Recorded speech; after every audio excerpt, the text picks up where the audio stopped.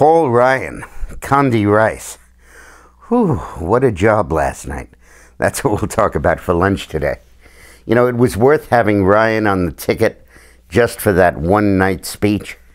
When you get down to it, a candidate for vice president really is only for the convention, that speech. And incidentally, to carve Biden up into little slices during the debate. But what an amazing, amazing performance. He took complicated issues that were technocratic issues. When he was selected, I said that I was worried that he had more brains than he had sense, and that I was worried that he was a policy wonk that couldn't get through the weeds to articulate a point of view coherently. And man, was I wrong. I mean, he just was a wonk in the private meetings I've had with him on the platform. Wow. This guy really has a knack for explaining stuff so well, so clearly. His rendition of how Obama looked for revenue for Obamacare and piled on new taxes and then couldn't come up with enough money, so he decided to scoop $716 billion out of Medicare and move it into Obamacare. And that one line, the biggest threat to Medicare is Obamacare. Brilliant, brilliant line.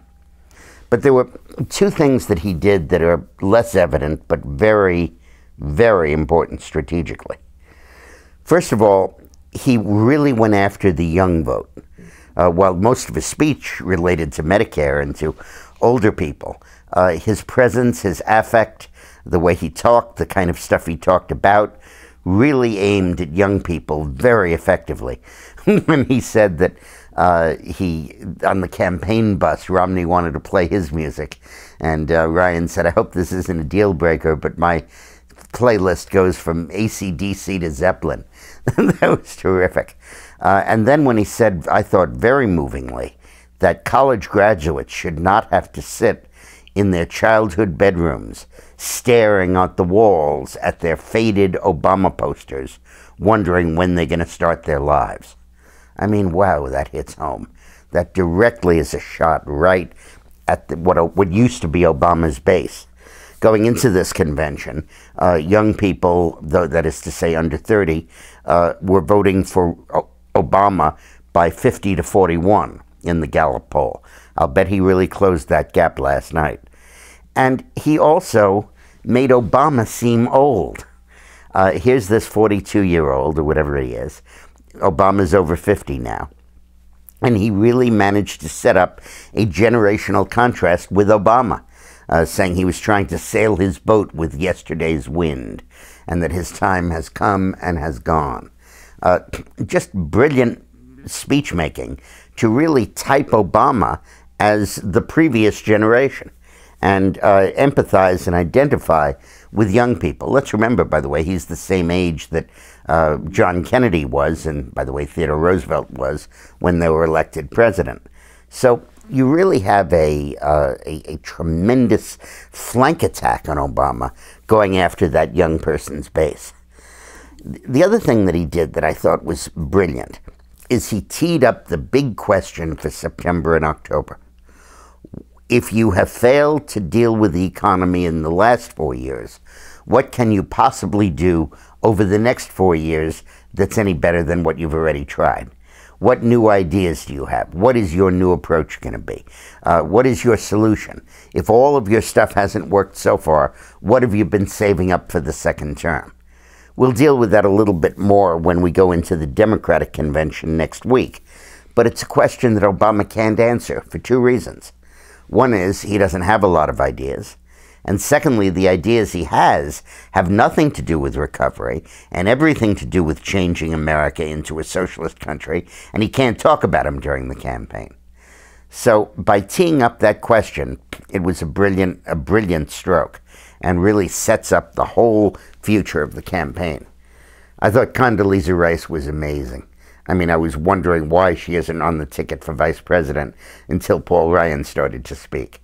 But, oh my God, how moving, how incredible. And I loved hearing her talk about domestic policy, about the economy.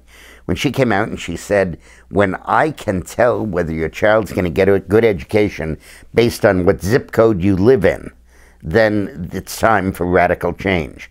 and when she said school choice, giving parents the right to send their child to the school they want, is the civil rights issue of our time. That struck home so forcibly. I've been very active in the school choice movement, and that's exactly how I feel, and I think Condi just really, really nailed it. What an absolutely incredible woman, incredible performance.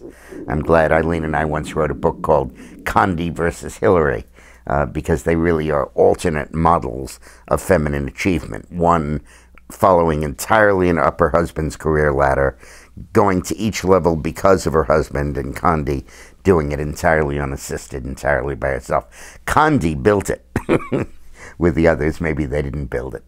So great, great speeches. So this afternoon we'll be doing a video about what Romney has to do tonight to live up to this billing. And then tonight during Romney's speech, just like I have the other two nights, I'm going to be online posting comments. About 100,000 of you tuned in last night to follow, and I appreciate that, and I hope you got your money's worth.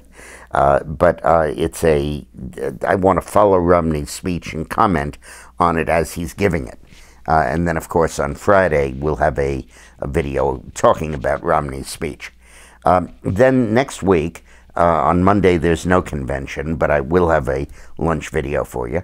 And then on Tuesday, the Democratic convention opens, and we're going to keep to the schedule of a morning video, an afternoon video, and then at night following the convention online. And in this case, we're rebutting what they're saying. And again, please, when the screen is over, there's a little thing there to sign up. If you haven't already signed up, please do, because we'll be doing these videos more and more frequently, and I hope you don't want to miss any of them. Thank you.